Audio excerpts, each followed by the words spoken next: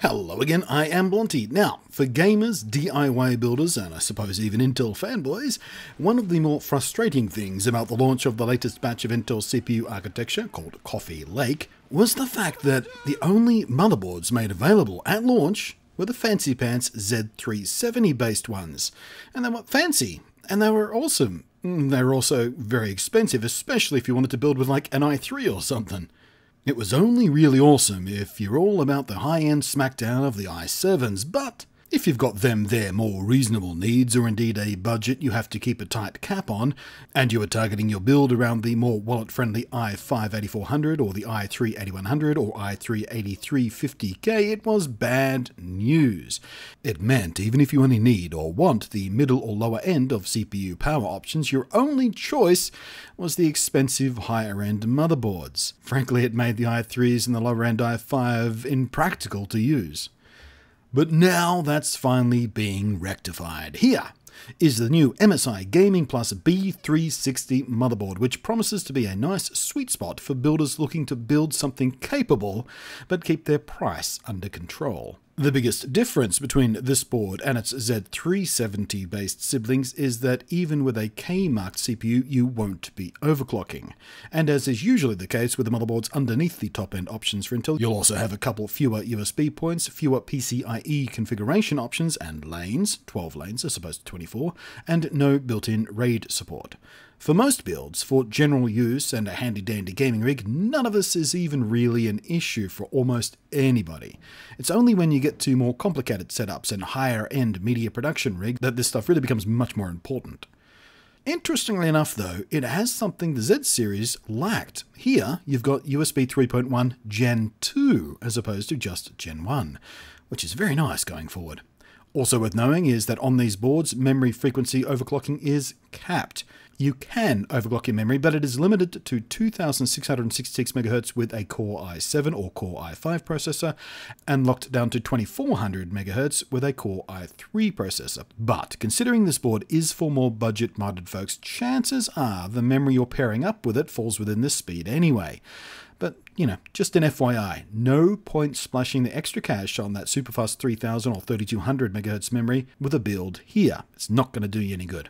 This board specifically still has all the usual MSI niceties though. Steel armor PCIe slot for a little extra peace of mind when you cram one of those big ass heavy GPUs in there.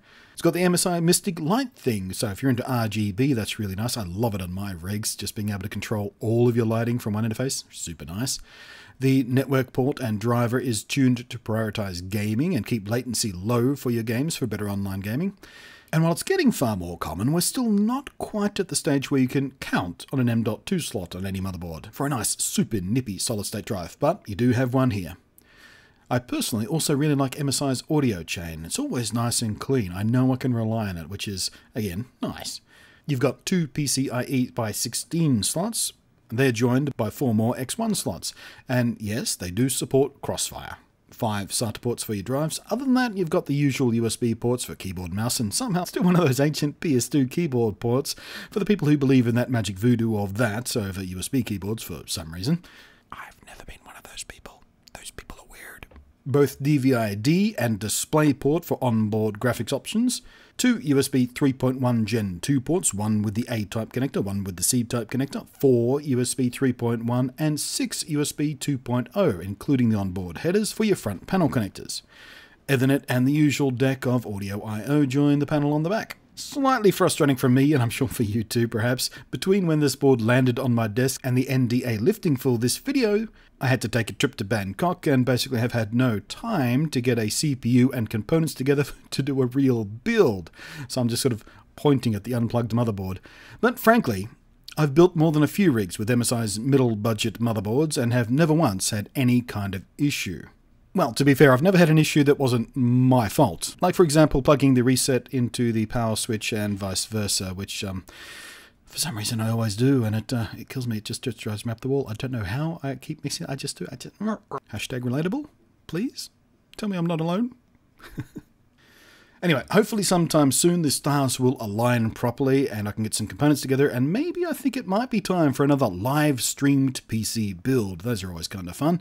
Takes me 3 times longer to build a PC because I'm chatting with the people in chat, but I'm having a lot more fun while doing it, so, you know, yin yang. So please let me know what kind of build you're interested in seeing. Gaming rig perhaps? What kind of gaming rig? Maybe a home theater style PC? Maybe a streaming rig? I don't know. Let me know what kind of build you want to see and we'll see what happens. But anyway, the take-home for now is the long overdue and very welcome news that now there is a properly budget and gaming friendly option for the Coffee Lake based builds. So now the affordable i5 and budget i3 models make a lot more sense to build with, practically speaking. Thanks for watching, I am Blunty, and I will catch you next time.